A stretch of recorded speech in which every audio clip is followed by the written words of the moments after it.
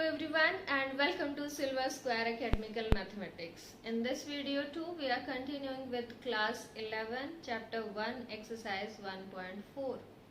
See, we have discussed in a previous video intersection of sets, उसकी properties, उससे related कुछ examples, definition क्या थी, symbol क्या use करते हैं, ये सारी बातें हम discuss कर चुके हैं. और अब इस वीडियो में हम इससे रिलेटेड क्वेश्चंस करेंगे from exercise 1.4 which are question number 5, 6, 7 and 8. So let's see question number 5. Find intersection of each pair of sets of question 1. Question 1 में जो है हमें कुछ सेट्स प्रोवाइडेड थे और वही वाले क्वेश्चन लेके हमें क्वेश्चन नंबर 5 अगेन एक क्वेश्चन बना दिया है और अब इस क्वेश्चन में हमें क्या फाइंड आउट करना है, इंटरसेक्शन फाइंड आउट करना है.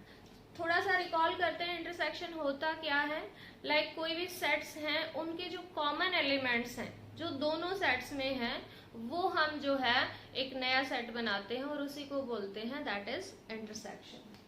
सो if you are given x is equal to 1, 3, 5, y जो है इस सेट में है 1, 2, 3 ये एलिमेंट्स हैं.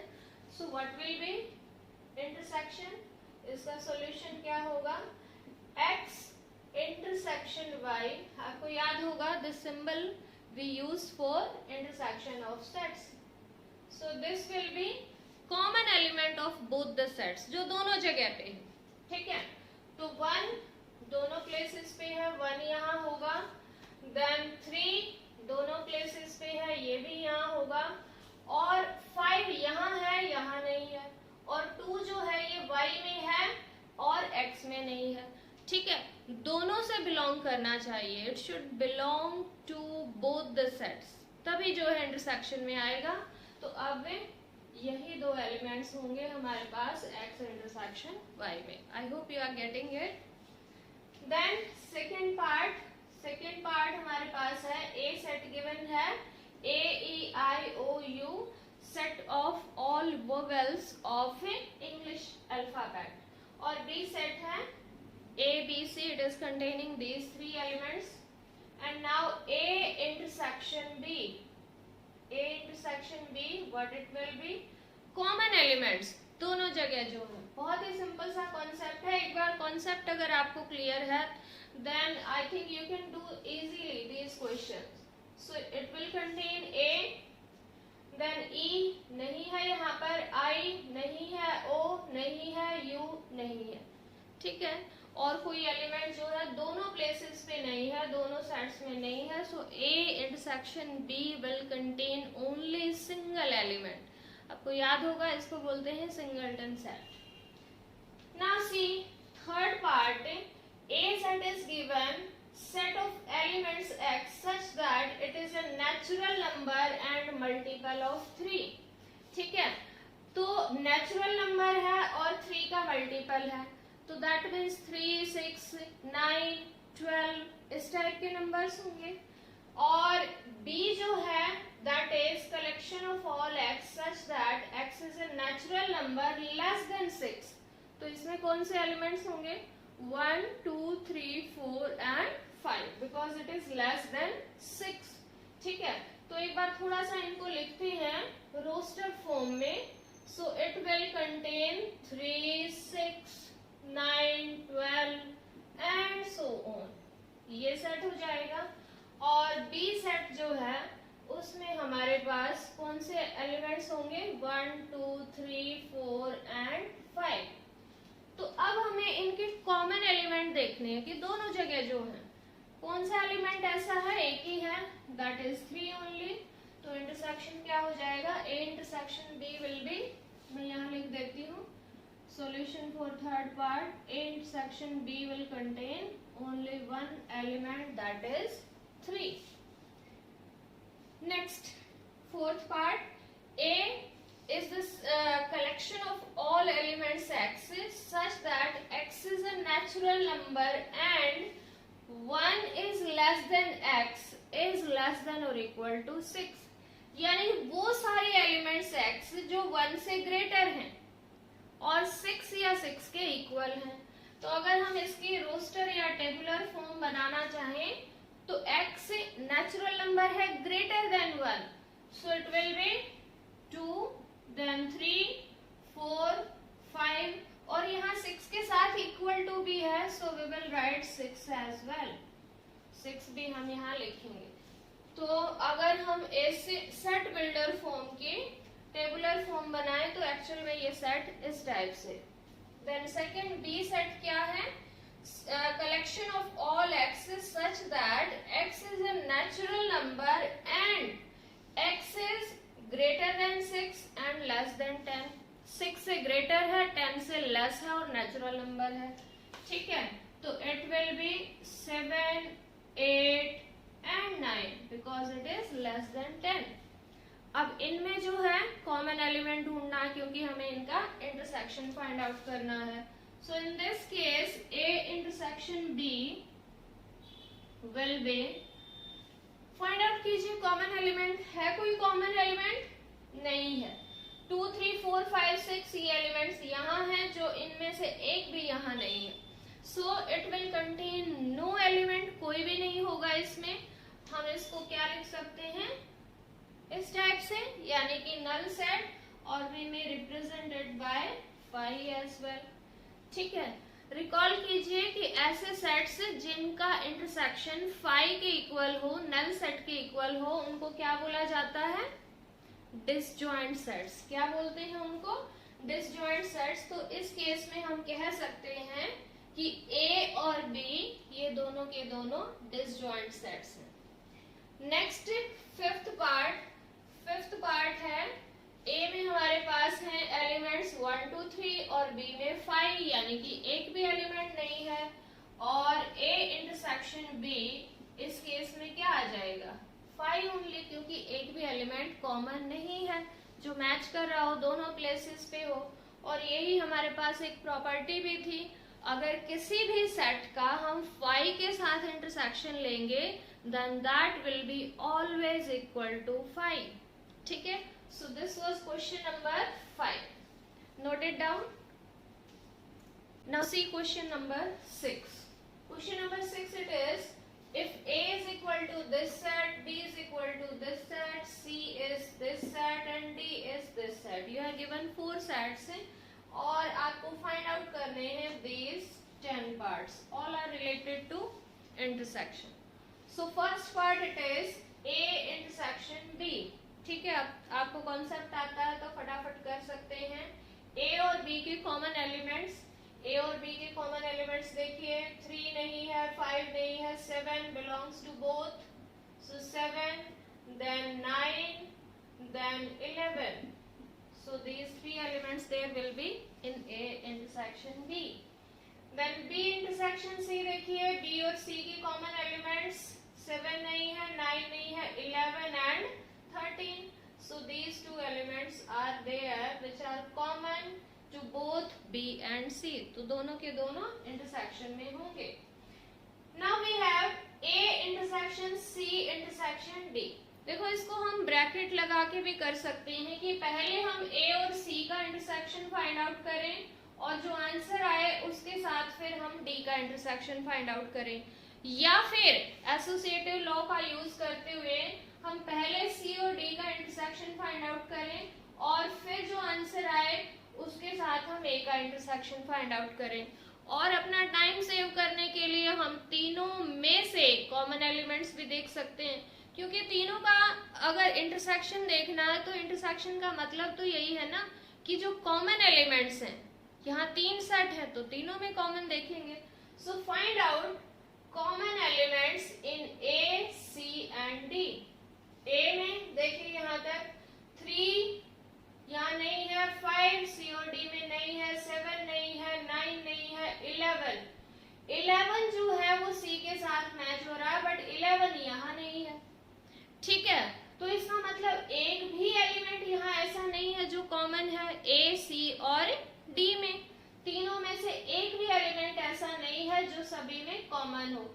यहाँ अगर हम बात करें तो यहाँ 15 आता, C और D का 15 वहां नहीं है, so we are not having any element, so we can say that together mutually these are disjoint sets, mutually disjoint एक साथ अगर देखें तो ये जो है डिसजॉइंट सेट्स हैं।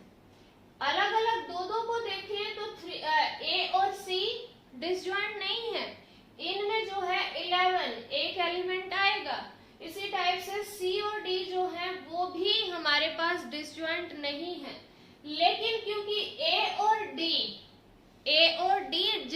डिसजॉइंट सेट्स हैं, इनका इंटरसेक्शन 5 है, तो 5 के साथ जब हम किसी का भी इंटरसेक्शन करेंगे will get 5 only, so it is 5।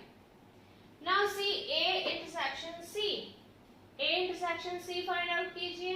A intersection सी में सिर्फ एक एलिमेंट है एंड दैट इज 11। ठीक है जी, ये भी आ गया हमारे पास 11 only. Now we have B intersection D, B और डी के कॉमन एलिमेंट्स छांटिए। बी में है 7, 9, 11, 13, जबकि यहाँ है 15 एंड 17, कॉमन एलिमेंट नहीं है, so again we are getting a null set और it is 5 or we may say that B and D are disjoint sets। बार बार बोलोगे, रिकॉल करते रहोगे तो आपको ये बातें याद हो जाएंगी परमानेंटली। अब यहाँ 6th पार्ट में एक ब्रैकेट का यूज है, तो ब्रैकेट का यूज है, इसका मतलब पहले हमें इसको सॉल्व करना है, इस वाले पार्ट को जिसपे ब्रैकेट लगी हुई है, यानी कि बी यूनियन सी पहले फाइंड आउट करना है और फिर उसका इंटरसेक्शन करना है ए के साथ। सो ए हमने एज इट इज लिखा, इसका सॉल्यूशन अगर हम देखें तो ए हमारे पास सेट है 3, 5, 7, 9 एंड 11, और अब हमें इंटरसेक्शन करना है किसके साथ, बी यूनियन सी। बी और सी की यूनियन, रिकॉल कीजिए, यूनियन का मतलब है एक साथ सारे के सारे एलिमेंट्स, बी के भी और सी के भी। ठीक है, तो 7 आएगा, देन 9, देन 11, देन 13, और 11 और 13 ऑलरेडी हम लिख चुके हैं। अब जब सी के एलिमेंट लिखने हैं तो विल राइट ओनली 15। सो ये हमारे पास क्या आ गया है, बी यूनियन सी। और अब इनका जो इंटरसेक्शन है वो क्या होगा, इनके कॉमन एलिमेंट्स, और कॉमन एलिमेंट्स से 7 है, देन 9 है और फिर 11 है, 13 यहाँ है, यहाँ नहीं है। ठीक है, 15 भी यहाँ पर है, 3 और 5 सिर्फ यहाँ है, उस साइड नहीं है। So what is intersection, will get 7, 9, 11। ये हमारे पास आ जाएगा 6th पार्ट का answer. Now again 7th part. 7th part क्या है, ए इंटरसेक्शन डी, ए का डी के साथ इंटरसेक्शन, यानी कि ए और डी के कॉमन एलिमेंट्स बताइए। है कोई कॉमन एलिमेंट, यहाँ है 3, 5, 7, 9, 11 और यहाँ है 15 and 17 only, so there is no common element. So इसका आंसर क्या होगा, 5, या फिर आप क्या लिख सकते हैं, नल सेट। ठीक है, यानी सिर्फ आपको ब्रैकेट लगानी है, ब्रैकेट के अंदर कोई भी एलिमेंट नहीं होगा। प्लीज यहाँ ध्यान रखिए, 0 नहीं लिखनी होती है, because 0 is also an element. ठीक है, now see 8th part. 8th part क्या है, A intersection B union D. ठीक है, ए का इंटरसेक्शन लेंगे बी और डी के यूनियन के साथ, और यहाँ ब्रैकेट यूज की हुई है, इसका मतलब पहले हमें यहाँ पर B union D find out करना है। Alright, so let us find out. A लिखा हमने विच इज 3, 5, 7, 9, 11, ये हमारा ए है। Intersection B union D, B और डी का यूनियन 7, 9, 11, 13 and then 15, 17. 7, 9, 11, 13, 15, 17 ये आ चुका है हमारे पास बी यूनियन डी। और अब इंटरसेक्शन का मतलब कॉमन एलिमेंट्स फाइंड आउट कीजिए, क्या हो जाएंगे, 3 नहीं है, नहीं लेंगे, 5 नहीं है, 7 दोनों प्लेसेस पे है, 9 दोनों प्लेसेस पे है, 11 दोनों जगह पे है, बाकी जो है वो सिर्फ इस सेट में है, इधर नहीं है, so no common element, so it will be 7, 9 and 11। And now ninth part, it is A intersection B union B.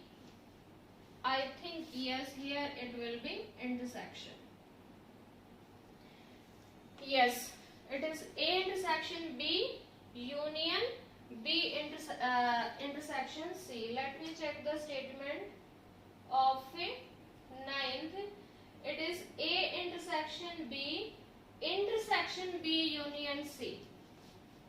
Ninth part है हमारा A intersection B and then intersection B union C.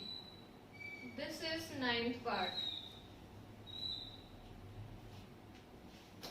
Alright, so let us see what is A intersection B.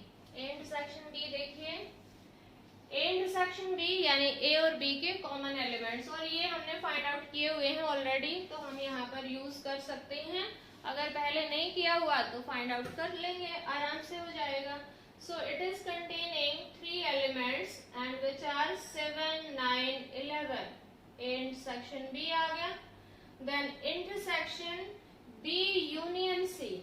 B union C, B हमने find out की हुई है, ये रहा B union C. चाहे तो हम वहां से भी देख सकते हैं. 7, 9, 11, 13 and 15. और अब हमें फाइंड आउट करने हैं इनके कॉमन एलिमेंट्स, क्योंकि इनके बीच में क्या साइन है, इंटरसेक्शन का है. Which are common elements 7, 9 and 11, यही है. So this will be the answer 7, 9, 11. And now we have 10th part, which is final part for this question. A union D.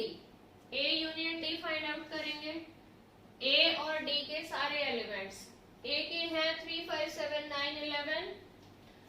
3, 5, 7, 9, 11. और D के भी अभी हमें लिखने हैं. D में है 15, 17. 15, 17. Then we have intersection और यहाँ है B union C. B union C हमने अभी फाइंड आउट कर लिया था. 7, 9, 11, 13, 15. और अब हमें इनका फाइंड आउट करना है इंटरसेक्शन. इंटरसेक्शन फाइंड आउट करेंगे. So what that will B, 3 नहीं आएगा, 5 नहीं आएगा, 7 है, देन 9, 11 and 15. 17 सिर्फ यहाँ है, उधर नहीं है. So this is the answer for 10th part. I hope you got it. We will be doing now question number 7 and 8 as well. Okay, see question number 7 now. It is given if A is a set which is collection of all elements X such that X is a natural number. इसका मतलब क्या हुआ कि इस set में सारे के सारे नेचुरल नंबर्स हैं.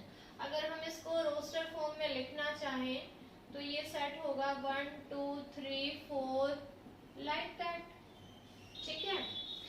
एक्चुअली जब हम किसी भी सेट को सेट बिल्डर फॉर्म में देखते हैं तो उसके बारे में बहुत अच्छे से आइडिया नहीं हो पाता.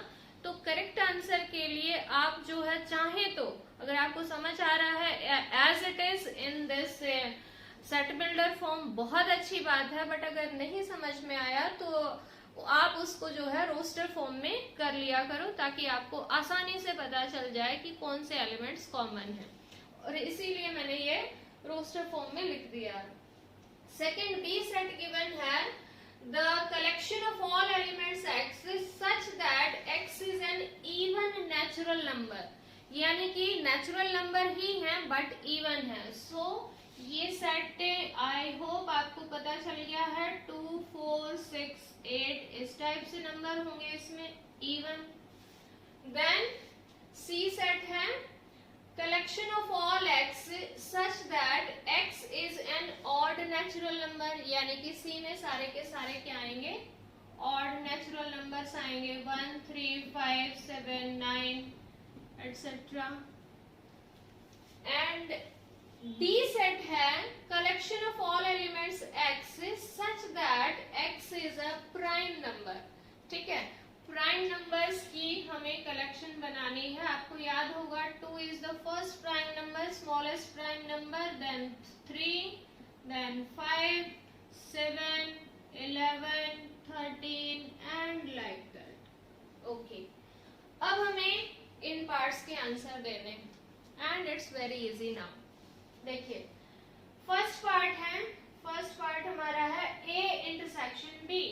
A इंटरसेक्शन B देखिए, A और B के कॉमन एलिमेंट्स, A और B के कॉमन एलिमेंट्स क्या हो जाएंगे?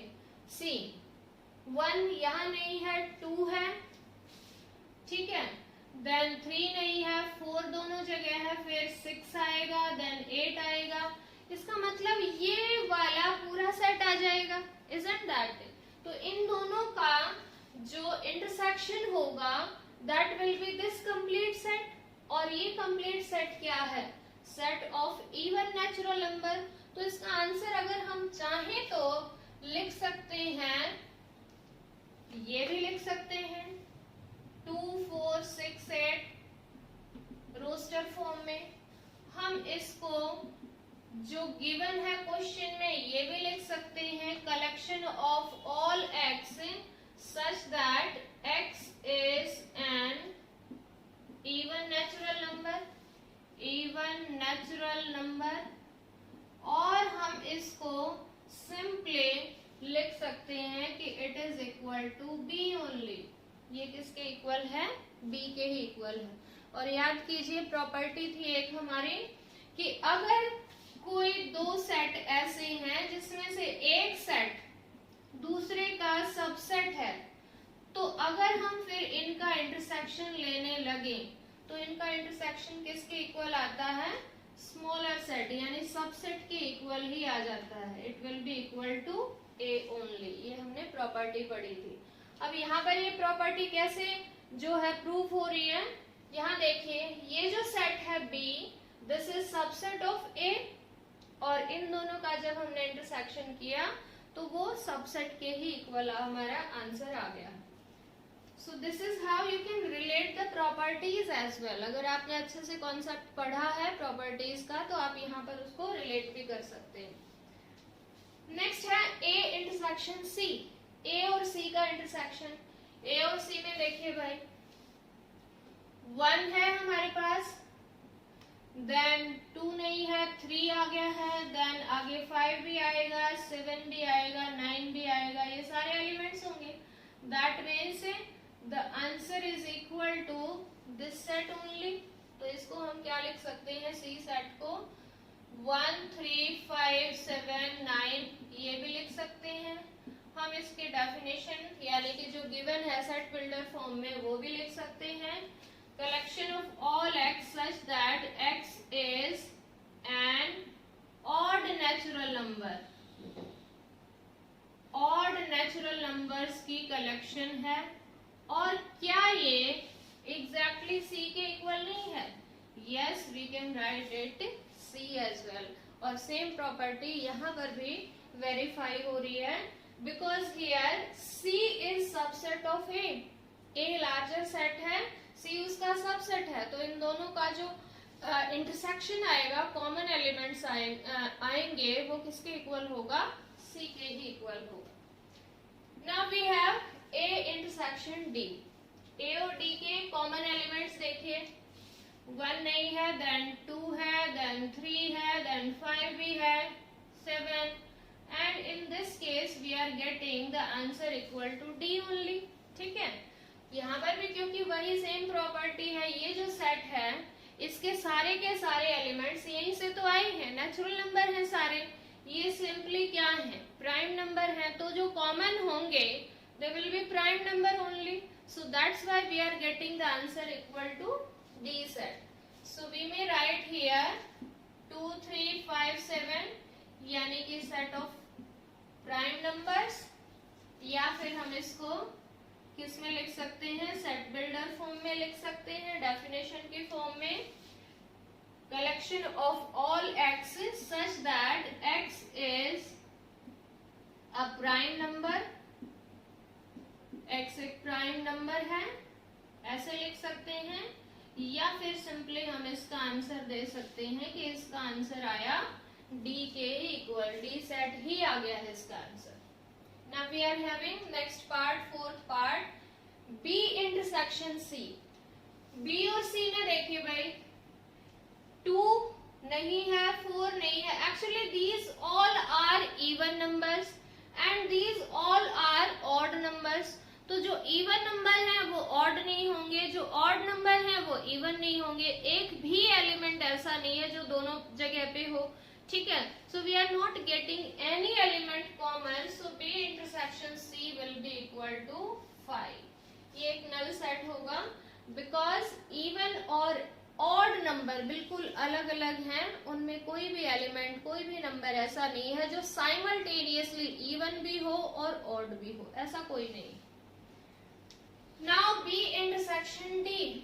बी और डी में देखिए कॉमन एलिमेंट्स, बी और डी में अगर हम देखें तो 2 है, और इसके बाद यहाँ सारे के सारे आपको याद होगा कि जो प्राइम नंबर्स हैं उनमें सिर्फ एक ही प्राइम नंबर ऐसा है जो कि इवन है, बाकी सारे के सारे प्राइम नंबर्स कैसे होते हैं, ऑड होते हैं।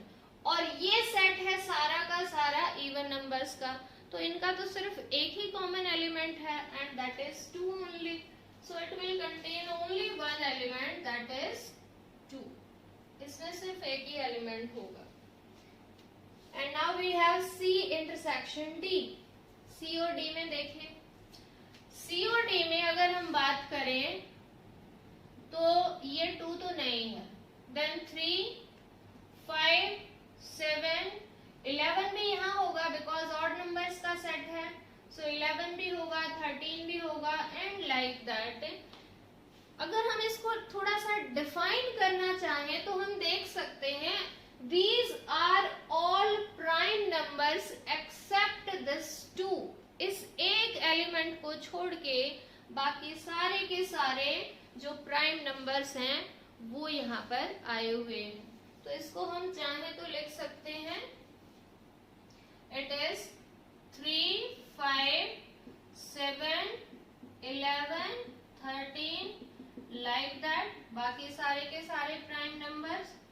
या फिर हम क्या लिख सकते हैं, the set of all prime numbers which are odd, यानी कि ऑड जो प्राइम नंबर्स हैं उनका सेट हम बना सकते हैं। तो बाय डेफिनेशन इसको अगर हम लिखना चाहें तो it will B collection of all elements x such that x is N odd prime number.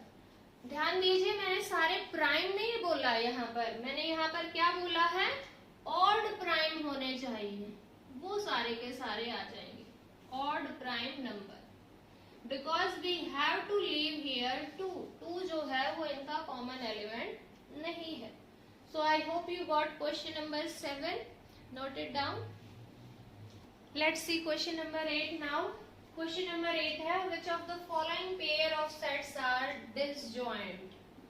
ठीक है, आपको हर एक पार्ट में 2 सेट्स गिवन हैं, आपको बताना है इनमें से कौन से पेयर्स डिसजॉइंट है। डिसजॉइंट रिकॉल कीजिए, डिसजॉइंट यानी कि ऐसे 2 सेट्स जिनके इंटरसेक्शन में एक भी एलिमेंट नहीं है, दैट इज इक्वल टू 5 और नल सेट और void set. So let us see, ये सेट है हमारे पास जिसमें ऑलरेडी गिवन है 1, 2, 3, 4 ये 4 एलिमेंट, ये हमें सेट बिल्डर फॉर्म में दिया हुआ है। क्या मतलब है इसका, देखिए collection of all X such that X is a natural number, natural number होना चाहिए, and X is greater than और equal to 4 and less than और इक्वल टू 6। तो क्या इसमें ये एलिमेंट्स नहीं हो जाएंगे, 4, 5 एंड 6 ये एलिमेंट्स होंगे, यानी कि ये जो सेकेंड सेट है इसको अगर हम रोस्टर फॉर्म में लिखें तो ये आएगा। और अब इनमें अगर हम देखें तो 4 एक ऐसा एलिमेंट है जो दोनों जगह पे है, यहाँ पर भी है यहाँ पर भी है, तो ऑफ कोर्स इनका जो इंटरसेक्शन है वो 5 के इक्वल नहीं है and therefore these are not disjoint sets. तो हम लिख सकते हैं इसके सॉल्यूशन में, this pair of this pair of sets is not disjoint as 4 belongs to both sets. ये जो एलिमेंट है 4 ये दोनों सेट्स में बिलोंग करता है, तो of course these are not disjoint sets, these are, या फिर दिस पेयर. ऑलराइट, थोड़ा सा इंग्लिश भी बोलते हैं. Okay, now see the second set, pair of sets. First is given AEIOU, बहुत बार आ चुका है ये set, set of all vowels in English alphabet. And the second set is CDEF. यहाँ पर भी आप देख सकते हैं कि जो E एलिमेंट है वो दोनों ही सेट्स में आया हुआ है, तो of course these are also not disjoint. ठीक है, these sets are not disjoint as E, जो एलिमेंट है E belongs to both sets. ठीक है, E के ऊपर हमने ये कॉमा लगा दिया, यहाँ पर भी चाहे तो 4 के ऊपर लगा सकते हैं, यानी कि ये एक एलिमेंट है जो दोनों सेट्स को बिलोंग करता है. सपोज इनके नाम दिए हुए होते तो आप इसी बात को ऐसे भी लिख सकते थे कि E belongs to A and E belongs to B, ऐसे भी लिख सकते थे. लेकिन क्योंकि अब नाम नहीं दिए हैं तो आप सिंपली ऐसे लिख सकते हैं ये दोनों सेट्स को बिलोंग करता है. ठीक है, ओके. नेक्स्ट देखिए, नेक्स्ट है the collection of all x such that x is an even integer. Even integer है. और सेकंड है collection of all x such that x is N odd integer.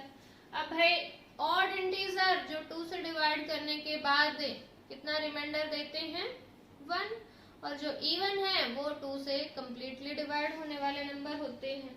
तो ऑफ कोर्स ये दोनों जो हैं डिसजॉइंट्स होंगे, बिकॉज कोई भी एलिमेंट ऐसा नहीं है जो इनमें कॉमन एलिमेंट है. ठीक है, दिस